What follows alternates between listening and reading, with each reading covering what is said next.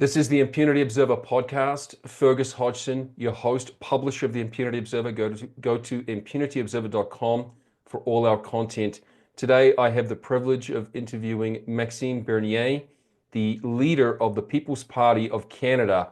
And we're right in the middle of the campaign season in Canada, so he is traveling briskly, and he also had a public statement yesterday. So, Maxime, I've followed you for a long time. Obviously, I appreciate so much you giving us your time.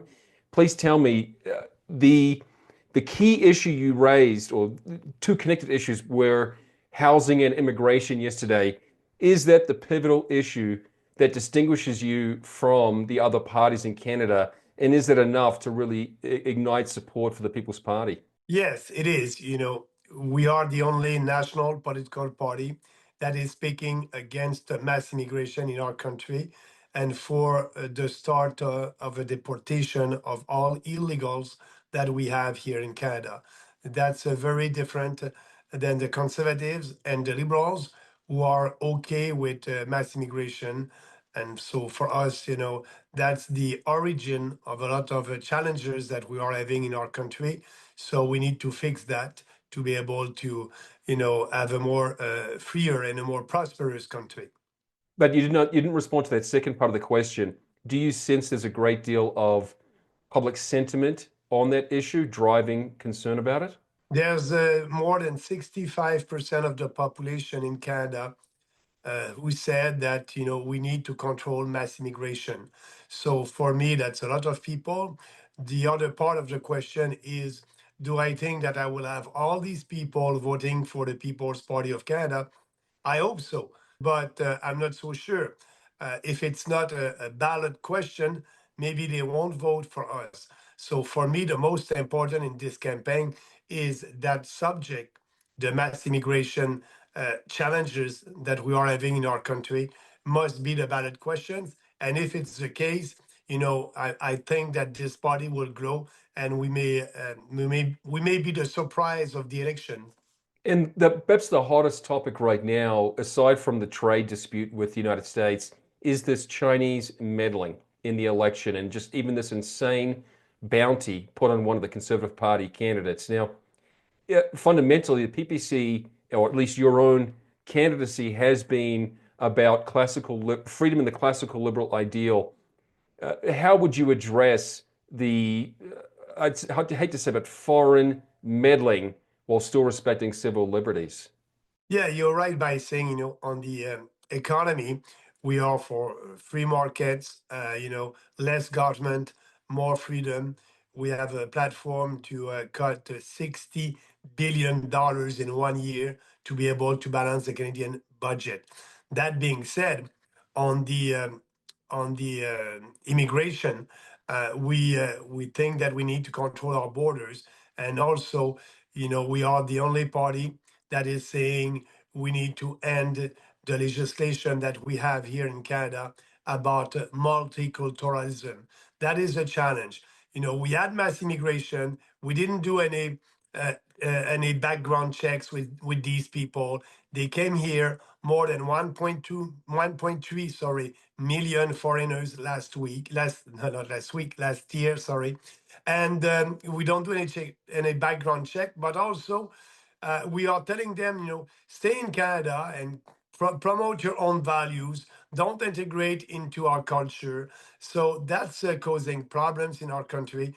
Now we have, these people who are bringing their foreign conflicts in Canada on our soil. That must not be the case. And you have MPs in Ottawa from different ethnicity, and yes, Chinese and India, who are, members of parliament and are not loyal to our country. And actually, that was an investigation done by our secret services. And they said, there are some MPs under the liberal, elected under the liberal party, and elected also as a conservatives. And they are working more for their country of origin than for Canada. We must know who these people are. But, Poliev and Carney don't want to tell us the names. And so for us, that's That's not what we must promote as a country. We must promote everybody to be integrated into our society. And, if you want to run and be a member of parliament, your loyalty must be to our country. And I can tell you that is the case for all the PPC, People's Party candidates that we have across the country. Just for people who are outside of Canada, to give you a sense, there are about 40 million. Canada's population, about 40 million. So if you're bringing in more than a million in 1 year, that is enormous. In the United States, people get mad about 1 million coming in here, but we have almost 10 times the population. The PPC began, or People's Party began, about 7 years ago. And do you want to clarify for people what your motive was for doing that and how you're going to achieving this? How we can actually see the PPC get into Parliament and have an impact towards your objectives. I just want to add about what you said about mass immigration. You're right, Yeah. 40 million people in Canada, but also your viewers must know that the growth of our population last year was 3.2%, and the average growth of the population of the Western countries, OECD countries, was 0.2%. So yes, it is mass immigration, and the 97% of the growth of our population was coming from immigrations. And that's the beginning of the replacement theory. If we do that every year, that will be not a theory, but that will be the replacement of our population. So that's the fact about immigration. And you're right, for your viewers, they must know the big portrait. That being said, about our party, yes, we created that party in 2018, uh, now 6 years, and we created the party based on four principles: individual freedom, personal responsibility, respect, and fairness. And all our policies are in line with these principles. And so for us, I like to say to Canadians that we are doing politics differently. And for me, that is not a slogan, because we don't do any polling, we don't do any focus group. We are the platform that we have, it's always the same one. What I said at our first election in 2019, I'm saying the same thing today. We are doing politics with ideas, by conviction, and we think that the population has been manipulated by the leftist media, by the and some activist leftist journalists. So we need to be out there with a strong vision for this country, and start to inform or educate the population about the challenges that we have, and the best solution are our ideas. So answering the other part of your question about the impact on Yeah. Canadian politics, in 2019, we had only 1.6% of the vote. Everybody at that time everybody was saying, this party is dead. That's the end of Bernier and the People's Party. But we are able to have 5% in the election in 2021, almost triple our score. And this election, I'm aiming for maybe doubling our score for 5 to 10. I don't know what is our score in the polls right now. Sometime, and most of the time, they don't uh, they don't put us when they're doing some polls. They are canceling us, so it's very difficult to know. But like you said, I'm traveling across the country, and I can tell you we have great rallies. The enthusiasm is good. Same thing on social media. The 2022 trucker convoy showed many Canadians had reached their limits. The convoy's participants encountered persecution from Ottawa and wondered what to do next. Financial Sovereignty for Canadians assists those looking to take direct action, and it outlines practical strategies. These include wealth protection with precious metals, the swiftest path to the United States, expatriation options in the Americas, censorship-resistant cryptocurrencies, and even the case for provincial independence from Ottawa. This book is a gateway to reclaiming your sovereignty, to being an economic driver and not a passenger. Buy it on Amazon.ca or click the link below. Maxime, you mentioned manipulation by journalists in Canada, and this really breaks my heart because it is true. Do you want to go on the record and say you would completely cut or privatize the CBC and end all subsidies to media? Yes, absolutely. That's different than the fake conservative. For me, the Poliev will cut the funding to the CBC, but not the French part of that organization, Radio Canada. and we will cut everything. CBC, Radio Canada, and also, the federal government is giving $800 million to mainstream media, the Global Mail, CTV, La Presse in French. We will cut that because for us, the media must be independent from the government. And now they are dependent with that money. And the media is the propaganda arms of the government. We saw that during the COVID hysteria. We had only one narrative in Canada about that, like in other countries. But like for this election, for example, the mainstream media is pumping the Liberal government, the Liberal leader Carney. Their information is not neutral or not fair for every political party. But yes, we need to have independent media. So and we will save about $2 billion by doing that. Exactly. And I call it regime media because they are propping up Ottawa and the establishment. And that's why, unfortunately, the major parties are so fearful of departing from this regime line because they feel like this media apparatus will attack them. So now, and one challenge I have in understanding the situation is that the trucker or freedom convoy seems like almost just a natural constituency for the PPC. And give or take, maybe 20-25% of Canadians were heartfelt supporters of that convoy. Why did it have basically zero support in Parliament? And how can the PPC convert that into seats? Yeah. These people actually, yes. I'm on the road and I did meet a lot of them, and they're telling me, Maxime, you were the only leader with us when we needed you, and so I will support you. But that being said, also, our support is all across the country. The challenge that we have as a new populist party in Canada is our support, our votes are not concentrated in one region. So it's more difficult for us to have a first candidate elected. But if we succeed to double our score, I believe that we'll have the first PPC candidate elected. It's a little bit like Nigel Farage in the UK. He was able to have 15% of the vote, but he was able to elect only six candidates. And after more than a year after that general election, now because he's in Parliament, he has more credibility and visibility with the mainstream media in UK. And the last poll, he was, winning at 26% of the vote if they have an election right now in UK. So we have the same electoral system, first past the post, a parliamentary system. But I believe that we'll be able to have that at this election. And I said to our partisan, our fans, and our voters that the People's Party is there for the long run. We will be there at the next general election in 2029 in Canada, but it is a very important step, that election for us, and I'm pretty confident that we'll be able to have our first candidate elected.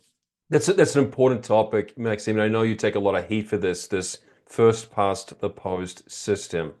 And there are other parties in the race. And later this week, I will interview the Libertarian Party leader.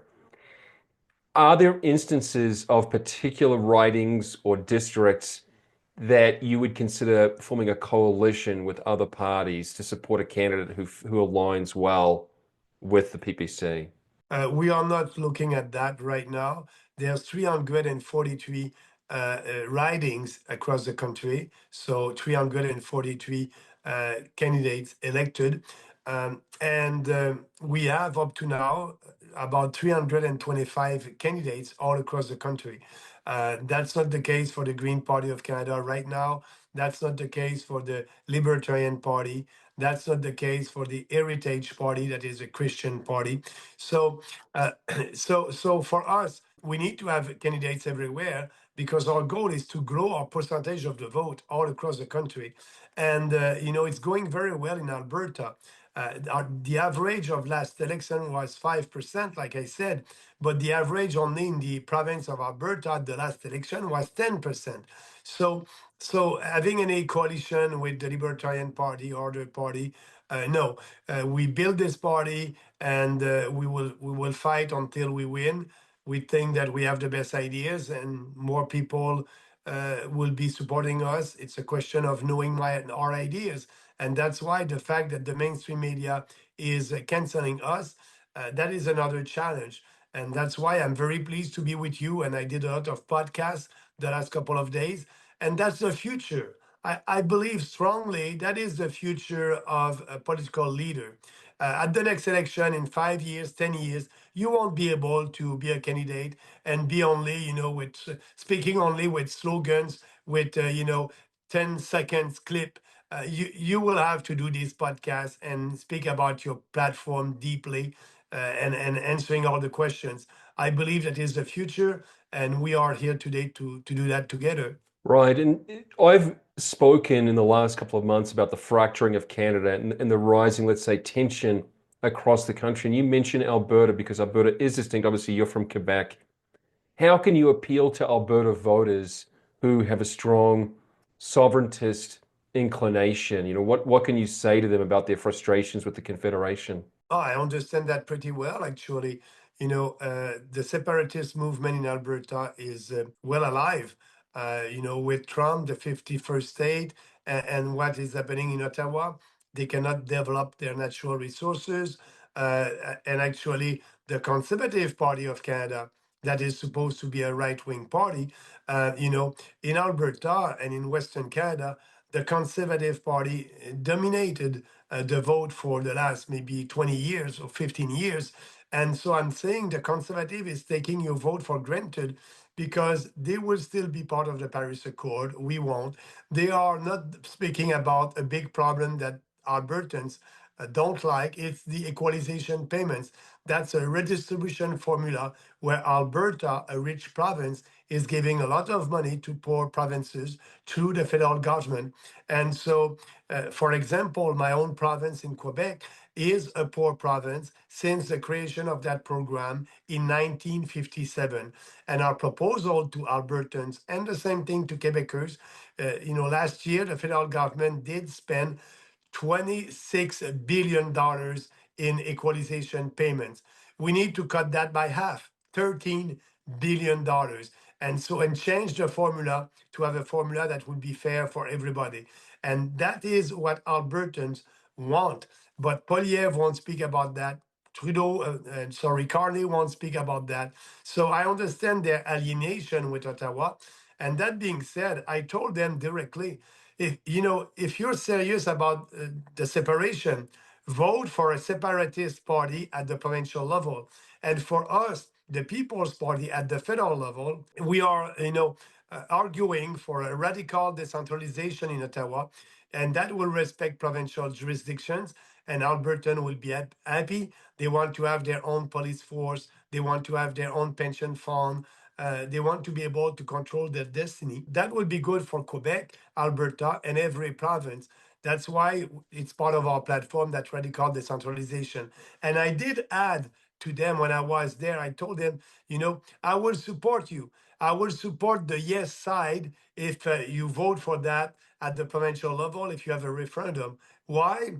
Because it's the only way for you to be taken seriously by Ottawa for having some changes. So vote for us at the federal level because we are in line with what you want, more autonomy, and vote for the separation at the provincial level, have a referendum. And like that, these establishment politicians like Poliev and Carney will have to react. Actually, as you know, in Quebec, we had two referendums, and the last one in 1995, that was 51-49. I did vote for this. I did vote personally for the separation in Quebec in 1995 because I wanted the federal government to give us our autonomy, and I wanted the federal government to respect the Constitution. That's why I decided to jump into politics in 2006 to try to fix that with the Conservative, but they didn't want to tackle the big issues, so we created the People's Party. We need to change. This country is going down the drain. There's no future if we don't have big changes that will allow people, provinces to have more autonomy, a smarter government in Ottawa, and more freedom for Canadians. Yeah, I tend to agree with you, Maxime, that without serious structural change, Canada is going to bleed her best talent, and Canada has basically an Argentina future of stagnation for decades to come. Now, one of the chief catalysts for this PPC rise was, of course, the supply management, this ever-present problem, which is just an eyesore or albatross in Canada. And why is it that the Conservative Party and the Liberal Party, they're just religiously, they're just zealots for this supply management? Stephen Harper even defended it in his book. And I just think this is a huge barrier to good relations with the United States. What is it going to take to let go of this? Yeah, I can tell you, we won't be able to sign a deal with President Trump if we don't put that on the table and abolish that system. It is simple like that. President Trump is serious about that. He tweeted 2 or 3 times about that. His trade secretary is serious about that also.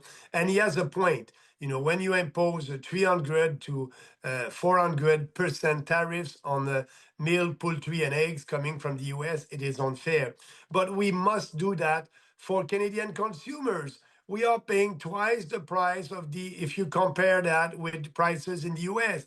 That will be a win-win for Canadian consumers. That will be a win for these producers because they will be able to export. They are telling us that they have good products, but they cannot export because that system is a supply management. So they are fixing the price, fixing the production for the Canadian market. It's a communist system.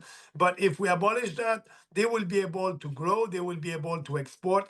Let's do it. So answering your question, why the conservative, Poliev and Carney and the NDP and the Green and the Bloc Québécois in Quebec? Because that lobby is very powerful. Actually, they looked at what happened to me during my leadership contest with the Conservative Party of Canada in 2017. I said we must abolish that. All these dairy producers did vote against me during that leadership contest. They are very powerful lobby, and they're scared. They're scared of that lobby. The lobby is very powerful, and the election here in Canada and that election will be tight. So if they're losing 1, 2, or 3 ridings because of the importance of that lobby, that can be risky for them. But that's an electoral calculation. If you're a leader of a party, you must have the policies that will be the best for every Canadian, and the best policy will be to abolish that. Yeah, and just as a little bit of context, I moved to Canada in 2008 from New Zealand, and I could not believe this cartelized system was still in place. We got away with that decades ago in New Zealand, and now New Zealand is the biggest butter exporter to the world, right? No one even thinks about going back. Okay, now maybe you want to talk a little bit about the culture of the PPC, because one of the challenges I have with Canadian parliamentarians is that they're so sheepish. They just all fall in line. It's very there's not a lot of creativity, you might say, or dynamism among the policies. So, but I do see among the PPC many candidates will be taking on the whole transgender issue or free speech or what have you. Is it there? Have you made that a deliberate effort that candidates can basically take on their own issues? Oh yeah, the People's Party, we believe in freedom. What I told my candidates before the election is, you need to focus on maybe 3 issues that are national, like ending mass immigration, withdraw from the Paris Accord, and choose the policies that we have on our website. We have 22 policies there, and you can speak about all these policies, and you can choose which one you will focus on during your campaign. But that being said, you're free because you will campaign, you will be there speaking with your people, listening to them. If there's a regional priority, don't hesitate to tackle that. So we believe in free. There's no party lines. I don't want to control our candidates. I think that they are intelligent. They can, answer questions from journalists. And I believe in radical decentralization. So I won't impose anything. I'm telling them, you're free. Your most important job is to speak about our platform, be out there on social media, in person, we don't want to control our candidates. And that's why also we will want to have more free votes in parliament. And it's very important to have that, because here in Canada, it's not like in US, the Republican and the Democrat. You can be a Democrat and speaking against your leader. You can be a Republican and speaking against Trump, and you will stay a Republican. When I was a conservative in 2017, 2018, I was speaking against the supply management to abolish that. That was not a policy platform of the Conservative Party. And they told me, Bernier, if you speak about that, that's not in our platform. You don't have the right to raise that. If you still speak about that, you won't be part of this caucus anymore. So I decided myself to resign. But there's no freedom of expression if you are a conservative or a liberal. The party line is very important in that parliamentary system. Yeah, just one final question, Bernie, and you've been really generous with your time. Whatever happened to your book, mate? I know you never released it. This seems like an opportune time to get that out. Yeah, thank you for asking. Oh my God. Yes, I did write a chapter, to explain to Canadians about supply management. And when I did that, that was not well received by the party. I was still a conservative, but that chapter is public on our website. People can find it. And I decided, okay, I said, okay, I will, wrote a book about I will write, a book about my vision of this country. I didn't have time because after that, I was running for the leadership of the Conservative Party in 2017. I tried to work with them for 15 months. They didn't want to take any of our ideas. So the book now is the platform of the People's Party. That is my vision. So you can take all of our 22 policies and put that together. That would be the book that I wanted to write at that time. Okay, folks, the best place to follow Maxime is on X or Twitter, just at Maxime Bernier, and the People's Party is People's PCA. We'll have all the notes on our website, impunityobserver.com. Otherwise, Maxime, thank you so much for giving us your time, and all the best for your campaign. I appreciate that. Thank you very much for having me. And if you want to be in touch with our team, don't hesitate. My goal is to speak with you guys, answering the questions, promoting our ideas. And thank you because you're helping me to do that. And your viewers will be able to judge if they want to support us or another political party. Thank you again. Have a nice day.